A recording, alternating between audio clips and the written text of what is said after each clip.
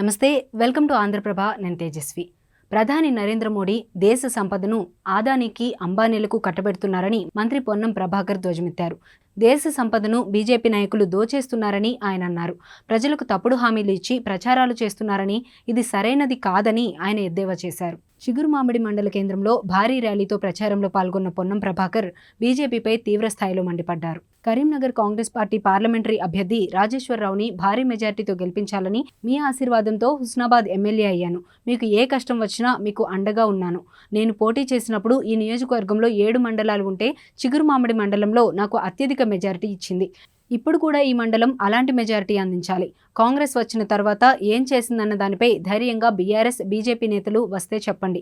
2004, 2014 మధ్య మా ప్రభుత్వం అన్ని హామీలు అమలు చేశాం. మళ్ళీ అధికారంలోకి రాగానే మహిళలకు ఆర్టీసీలు ఉచిత ప్రయాణం అందిస్తున్నాం. 500కి గ్యాస్ అందిస్తున్నాం. 200 యూనిట్ల ఉచిత విద్యుత్ ఇస్తున్నాం. వడ్డీ లేని రుణాలు ఇస్తున్నాం అని మంత్రి పొన్నం ప్రభాకర్ గుర్తు చేశారు. వారి కుటుంబాల పట్ల పూర్తిగా ప్రగాఢ సానుభూతిని వ్యక్తం చేస్తూ ఉన్నాం. ప్రభుత్వం తరఫున వారికి అన్ని రకాల సహకారం చేస్తాం. నిన్న టీఆర్ఎస్ నాయకులు శవ రాజకీయాలు చేస్తూ కాంగ్రెసే బాధ్యులు అని అంటా ఉన్నారు. మీకు తెలుసు, ఈరోజు గత టీఆర్ఎస్ ప్రభుత్వ వైఖరి వల్ల, గత టీఆర్ఎస్ ప్రభుత్వ వైఫల్యాల వల్ల, గత టీఆర్ఎస్ ప్రభుత్వము బిల్లులు ఇవ్వని కారణంగా ఆర్థిక సంక్షోభంలోకి నెట్టవేయబడ్డది సిరిసిల్ల. గత 5 నెలలుగా మేము మా ప్రభుత్వం తరఫున అన్ని రకాలుగా ఆదుకోవడానికి ప్రయత్నం చేస్తూ ఉన్నాము. చేనేత కార్మికులకు సంబంధించి ఆదుకోవడానికి వాళ్ళ పాత బకాయిలను చెల్లించడం కూడా జరుగుతూ ఉంది. అదే కాకుండా చేతి నిండా పని ఇచ్చే విధంగా ఆర్వీఎం కావచ్చు, ఇతరత్ర ప్రభుత్వ అవసరాలకు ప్రభుత్వ సిబ్బందికి ఉపయోగించే లేదా ప్రైవేటు పాఠశాల రకరకాల అంశాలకు సంబంధించి గతంలో ఇచ్చినటువంటి ఆర్డర్ కంటే 1 మీటర్ రూపాయి ఆర్డర్ ఎక్కువ ఇస్తాం. పని లేదు మాకు అని బాధపడే అవసరం సిరిసిల్ల నేతలకు రానియం.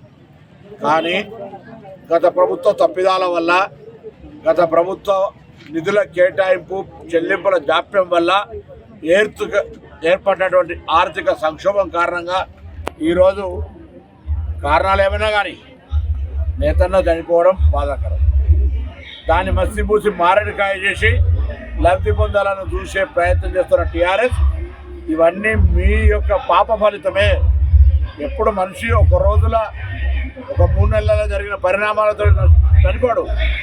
గత 4-5 సంవత్సరాలుగా జరిగినటువంటి నష్టము, 4-5 సంవత్సరాలుగా చేపట్టిన నిర్లక్ష్యానికి ఈ యొక్క ఆత్మహత్యలు, చనిపోవడాలు కారణాలు. కాబట్టి వెంటనే టీఆర్ఎస్ ప్రభుత్వం, కేసీఆర్ గారు, కేటీఆర్ గారు క్షమాపణ చెప్పాలి. వాళ్ళ కుటుంబాలను పార్టీ పరంగా మీరు ఆదుకోండి. మేము ప్రభుత్వ పరంగా, పార్టీ పరంగా మా బాధ్యత. అదేవిధంగా అక్కడ నేతలందరికీ ధైర్యం ఇస్తా ఉన్నాం. ఎవరు కూడా ఆత్మహత్య చేసుకోకుండా మీకు ఇబ్బంది ఉంటే మా స్థానిక కాంగ్రెస్ నాయకులను కానీ మమ్మల్ని కానీ సంప్రదించండి. అంతేగాని ఆత్మహత్య మార్గం కాదు. బతికుండి సాధించుకుందాం. తప్పకుండా పాత బకాయిలన్నీ పెండింగ్ పేమెంట్ చేస్తూ కొత్త ఆర్డర్లు ఇచ్చే విషయంలో కూడా కాంగ్రెస్ సానుకూలంగా ఉంది. అధైర్యపడకండి, ఆత్మహత్యలు వద్దు, అకారణ చావులొద్దు. కాంగ్రెస్ మీకు అండగా ఉంటుంది. ఇది గత ప్రభుత్వ పాపాల ఫలితమే ఈ చావులు. ఈ చావులకు టీఆర్ఎస్ పార్టీ, బీఆర్ఎస్ పార్టీ కారణం. అంతేకాదు భారతీయ జనతా పార్టీ, బీఆర్ఎస్ కు సంబంధించి బీజేపీ మొట్టమొదటిసారి స్వతంత్రం వచ్చిన తర్వాత 12% వడ్డీ ఇచ్చింది, జిఎస్టీ వేసింది. వాళ్ళకు నేతలకు ₹1 లబ్ధి చేకూర్చలే. ఇది భారతీయ జనతా పార్టీ యొక్క విధానం వల్ల జరుగుతున్న నష్టమే. కాబట్టి ఇద్దరు జవాబు చెప్పాలి.